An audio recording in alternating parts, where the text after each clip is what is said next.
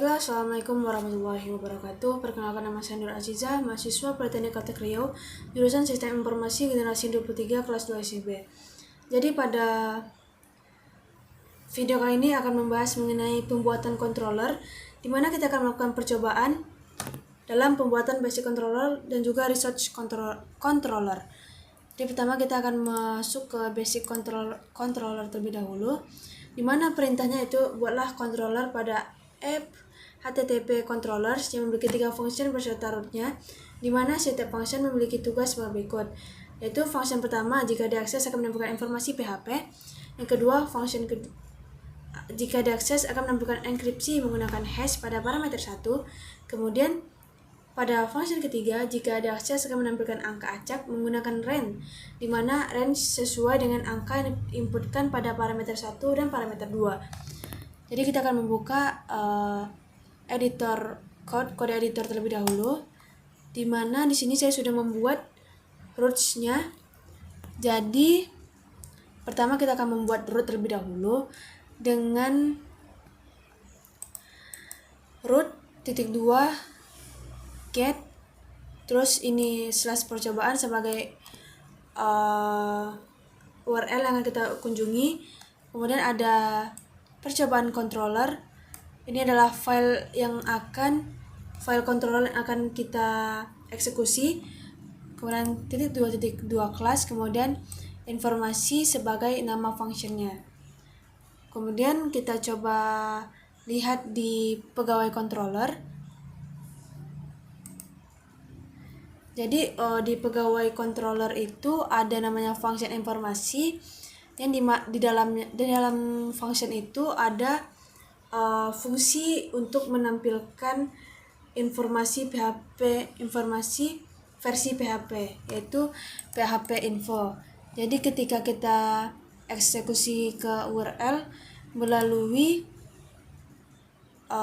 nama project kita, nama Laravel kita, terus slash percobaan, akan menampilkan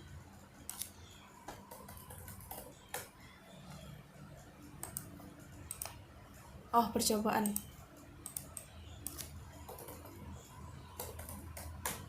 Akan menampilkan informasi versi PHP kita, yaitu 8.2.23 beserta informasi-informasi lainnya yang seharusnya tidak boleh diketahui oleh khalayak umum atau publik.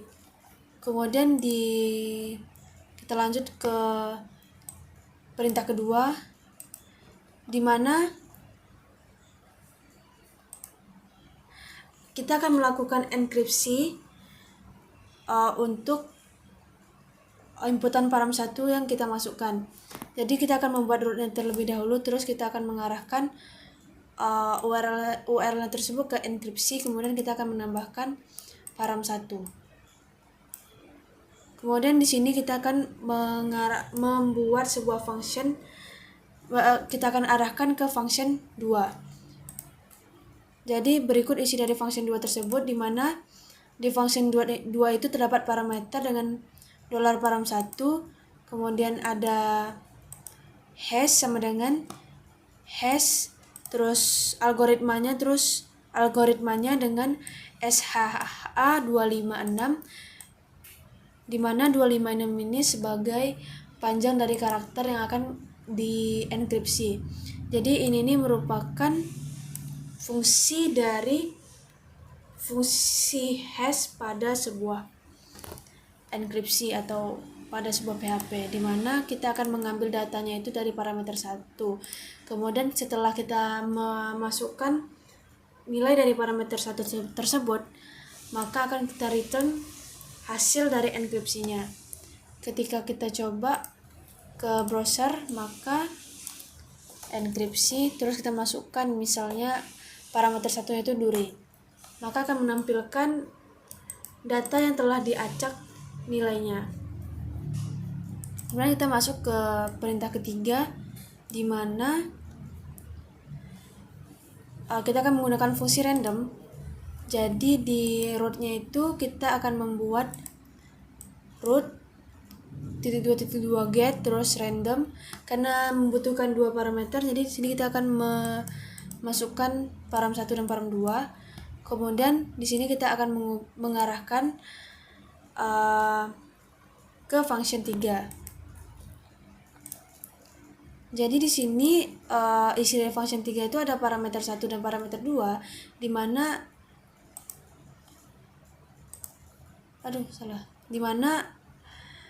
di sini ada $random underscore number, kemudian di sini ada fungsi random, fungsi dari ren, di mana kita akan minta inputan user dengan param 1 sebagai nilai rendahnya atau nilai minimum, kemudian param 2 sebagai nilai maksimum. Kemudian kita akan mencetak hasil dari random number tersebut. Ketika kita eksekusi ke browser kita dengan pemanggilan random, kemudian mengisi parameter 1 dan parameter 2 random, misalnya saya akan membuat range angkanya itu dari 1 hingga 50, maka akan menghasilkan angka 38. Selanjutnya kita akan masuk ke pembuatan atau percobaan controller research, di mana perintah-perintahnya itu akan redirect ke halaman daftar pegawai, kemudian simpan pegawai dengan data nama yang diambil dari parameter 1, kemudian alamat dari parameter 2, kemudian mengambil data pegawai ID dari parameter 1, kemudian meredirect ke halaman perubahan data pegawai milik ID yang diambil dari parameter 1, kemudian akan menghapus data pegawai yang memiliki ID yang diambil dari parameter 1.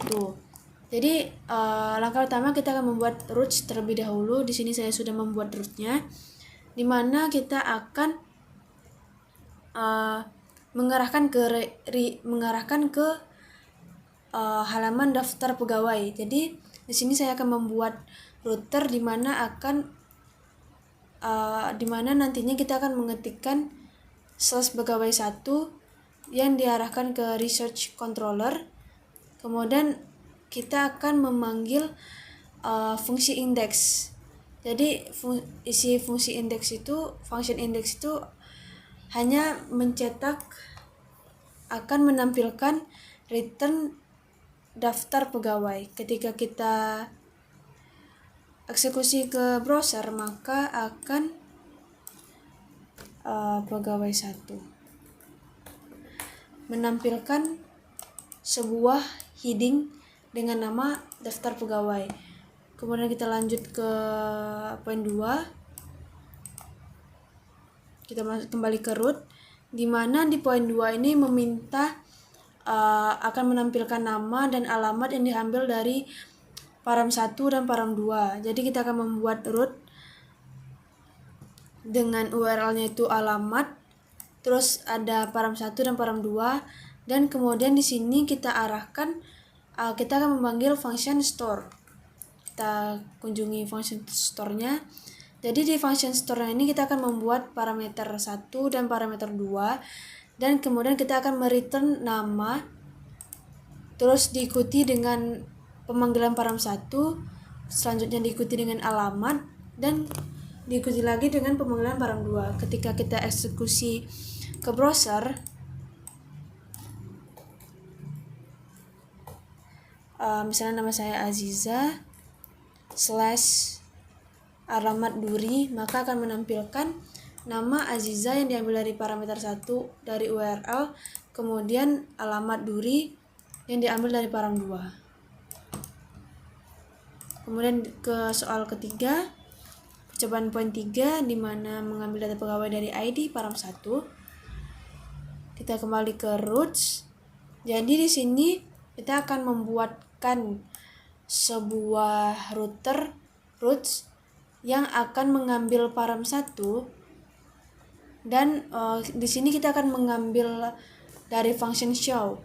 Ketika kita klik, jadi di function show itu berisikan parameter $parameter 1, di mana akan mereturn data pegawai ID yang nantinya akan diikuti dengan pemanggilan param 1. Ketika kita eksekusi, jadi ini ID, kita masukkan ID / misalnya 23573010, maka akan menampilkan data pegawai ID 23573010, di mana ID berikut diambil dari parameter 1 yang berada pada URL. Kemudian masuk ke poin 4, di mana kita akan membuatkan sebuah root dengan pengambilan parameter 1 yang nantinya kita tuh akan mengambilnya dari function update. Jadi isi function update itu adalah parameter $param1 dengan mereturn perubahan data pegawai milik ID yang diikuti dengan pemanggilan param1. Ketika kita eksekusi ke browser, maka update akan menampilkan perubahan data pegawai milik ID, di mana ID berikut diambil dari parameter yang kita inputkan ke URL. Lanjut ke poin 5, yaitu hapus data pegawai. Kita kembali ke roots, di mana pada penghapusan data pegawai ini akan diarahkan ke function destroy. Jadi kita tetap menuliskan param1 karena kita akan mengambil ID tersebut dari parameter yang kita ketikkan ke URL. Kita kunjungin function destroy. Jadi di function destroy ini kita ketik $param1, kemudian kita return hapus data pegawai yang memiliki ID sama dengan, terus diikuti dengan pemanggilan param1. Ketika kita eksekusi di browser, maka ini kita ubah ke delete, maka akan menampilkan hapus data pegawai yang memiliki ID sama dengan 23572014.2 yang diambil dari parameter. Lanjut ke materi selanjutnya, kita akan membahas mengenai passing data ke view dan pengenalan bad directive. Jadi pertama kita akan masuk ke passing data ke view. Jadi di sini kita akan membuat sebuah root yang mengarahkan ke home controller function index. Jadi kita akan pergi ke root. Jadi di sini saya sudah membuat sebuah root yang akan mengarahkan kita ke home controller function index. Pada home controller di function index, persiapkan data yang akan dikirimkan ke view ke dalam variabel array yang akan membungkus seluruh data yang akan dipasingkan ke view. Jadi di sini saya sudah membuat sebuah data yang dibungkus oleh array data, di mana akan dikirimkan ke view simple home. Jadi selanjutnya kita akan membuat file pada view directory research views dengan ketentuan sebagai berikut. Nama file yang akan dibuat harus sama dengan parameter 1 pada function view di controller. Pada contoh di atas, file view harus beri nama simple home. Pastikan menambahkan blade.php saat membuat file view, sehingga nama file untuk contoh di atas adalah simplehome.blade.php. Kemudian salin kode berikut ke simplehome.blade.php. Jadi di sini saya sudah membuat file simplehome.blade.php, di mana ini merupakan kode yang saya salin dari modul yang kita lihat tadi. Jadi ketika kita salin dulu.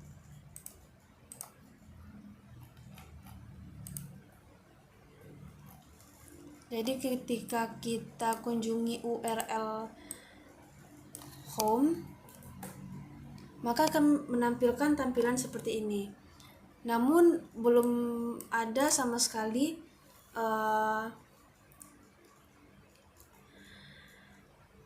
array data yang kita simpan di controller, belum ada ditampilkan sama sekali di web ini. Jadi untuk menampilkannya sebagai contoh, kita akan membuat di welcome to my ini kita ganti jadi user. Coba kita lihat di controllernya, di home controller, username kita ganti jadi username, maka ketika kita refresh akan berganti nama menjadi welcome to my Aziza. Ini my kita hapus saja, welcome to Aziza. Jadi akan menampilkan welcome to Aziza. Di mana dapatnya Aziza di sini, sedangkan di sini kita tidak menuliskan Aziza sama sekali. Jadi fungsi dari ini dua kurung kurawal ini untuk mencetak nilai dari array yang telah kita buatkan di home controller.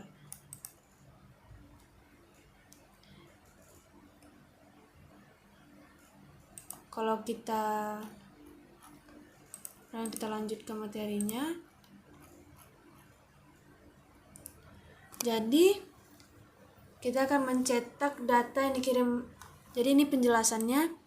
Silahkan cetak data yang akan dikirimkan dari controller dengan cara berikut.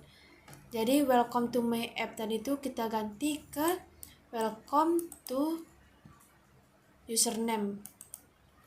Jadi variabel username sesuai dengan key pada array data username yang dikirimkan dari controller.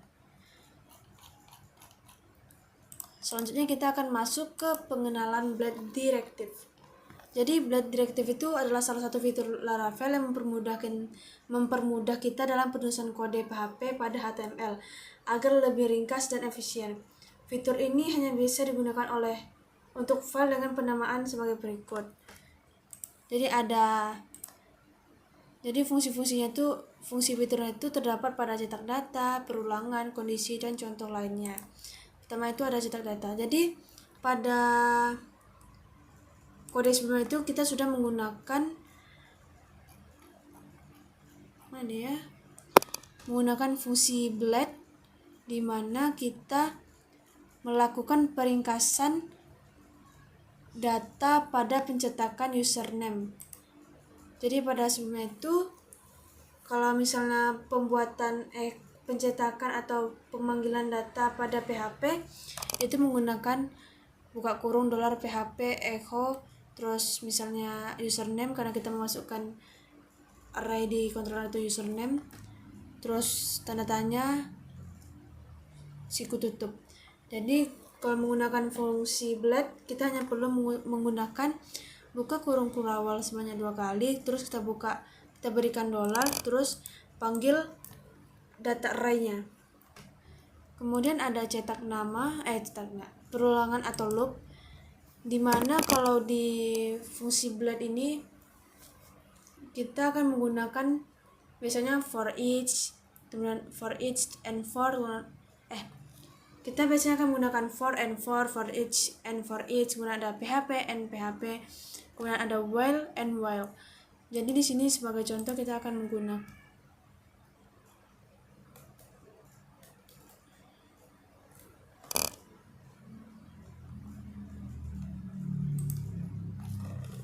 di sini kita akan menggunakan for and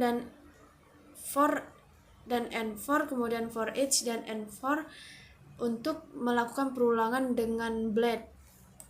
Jadi di sini saya akan menampilkan list pendidikan saya yang diambil dari controller index ini di view. Ketika kita refresh, coba kita lihat terlebih dahulu. Dia akan menampilkan list pendidikan kita. Jadi di mana penggunaan for each ini,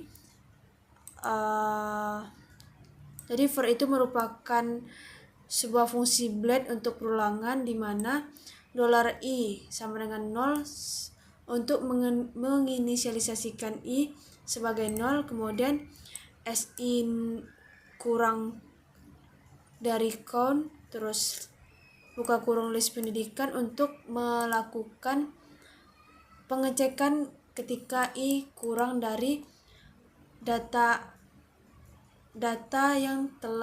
array yang disediakan oleh dinas pendidikan. Kemudian i++ ini sebagai iterasi perulangan. Kemudian li list pendidikan ini untuk melakukan pemanggilan data atau pencetakan list pendidikan ke sebuah website kita dan menggunakan iterasi i untuk melakukan atau untuk mencetak elemen-elemen apa aja atau untuk mencetak elemen yang ingin ditampilkan. Kemudian kita tutup dengan N4. Kemudian kalau penggunaan for each ini lebih ringkas daripada penggunaan for, di mana di for each ini kita hanya mengetikkan data array kita, kemudian kita berikan penamaan atau alias dengan row. Jadi list pendidikan itu akan disimpan datanya atau dikumpulkan ke row. Kemudian untuk pencetakan list pendidikan tadi kita hanya perlu memanggilkan row saja.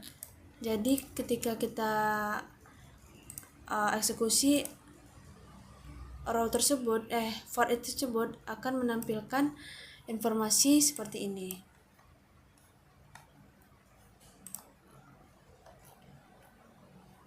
Lanjut ke kondisi, dimana kalau di blend itu kondisi menggunakan sebenarnya kita lihat before-nya. Jadi kalau misalnya tanpa blend, kita tuh harus mengetikkan if else-nya itu di dalam tag PHP, yaitu buka siku tanda tanya PHP, terus itu diakhiri dengan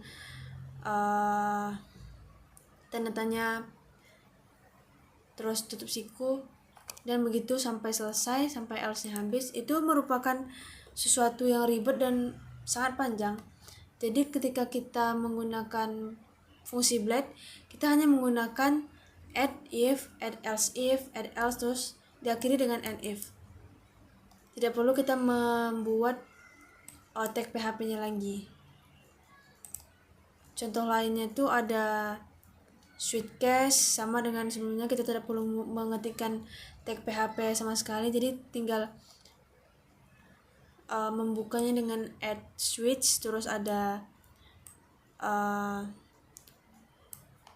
inisialisasi, kemudian ada end switch, kemudian ada for each juga untuk perulangan, untuk kondisi.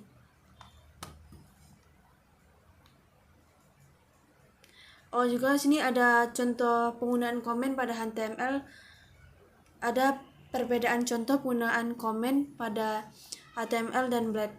Sebagai contoh, kalau di blend itu misalnya komen, kita misalnya menggunakan shortcut nih, Ctrl/, dia itu menggunakan kurung-kurung 2 terus strip.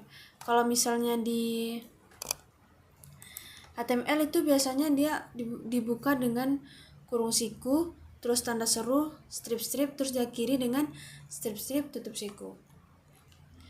Jadi untuk mengenal lebih lanjut mengenai blend ini, bisa mengunjungi dokumentasi dari Laravel itu sendiri di https://laravel.com/docs/blend. Mungkin sekian hasil video kali ini. Apabila ada kesalahan mohon dimaafkan.